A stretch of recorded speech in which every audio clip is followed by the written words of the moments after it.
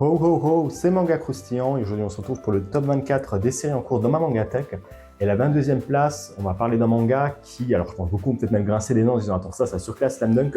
On va parler de Looking Up to Magical Girl, une série disponible encore en cours au Japon avec 11 tomes en France et 11 tomes au Japon. Là par option, je crois, repris au Japon après des problèmes en tout cas avec l'auteur, mais en tout cas c'est un truc qui continue.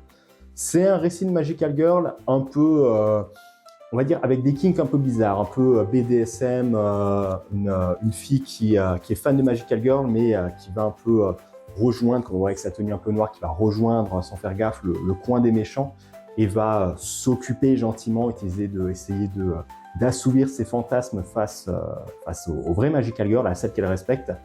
En vrai, j'avoue que sur le coup, ça fait peut-être un truc un peu bizarre. Tu te dis, attends, mais vraiment, c'est une série un peu comme ça. Pourtant, je trouve qu'il y a quand même de grandes qualités et de bonnes, outre un peu le fan service qui est assez présent, surtout un peu au début de la série.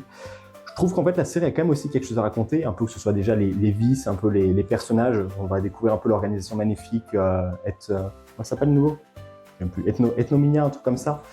Enormita, voilà. Enormita découvre un peu cette organisation magnifique qui va se construire petit à petit, des membres qu'on va un peu découvrir, qui ont tous soit un peu des penchants ou un caractère un peu bizarre. Ils ont tous un truc un peu particulier là-dessus, qui en fait des personnages un petit peu uniques et un petit peu avec un background un petit peu particulier. Mais outre l'aspect fan service et le fait que vraiment c'est un truc spécialement fait pour un public un peu particulier, je trouve il y a vraiment quelque chose un peu qui se construit, que ce soit l'évolution d'Utena, de Kiwi aussi, ou encore je sais plus encore les autres noms de personnages, j'avoue, à force de lire des séries, de tous les personnages, je trouve vraiment quelque chose un peu qui se dégage là-dedans, de les voir un peu essayer de lutter un petit peu avec, sur leurs fantasmes, essayer de comprendre aussi un petit peu le vice, tout ça, essayer même de pousser des fois un peu pousser les choses peut-être un peu trop et se rendre compte un peu plus tard que, attends, mais c'est vrai qu'on a peut-être un peu poussé.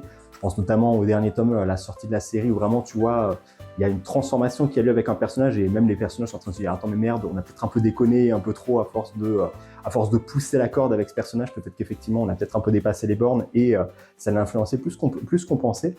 Mais ouais, ça fait. Pour moi, c'est une séance que j'apprécie lire.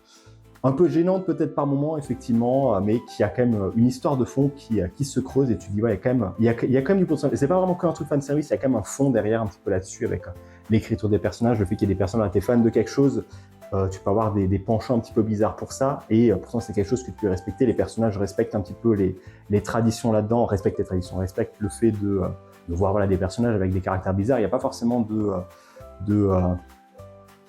je cherche le mot.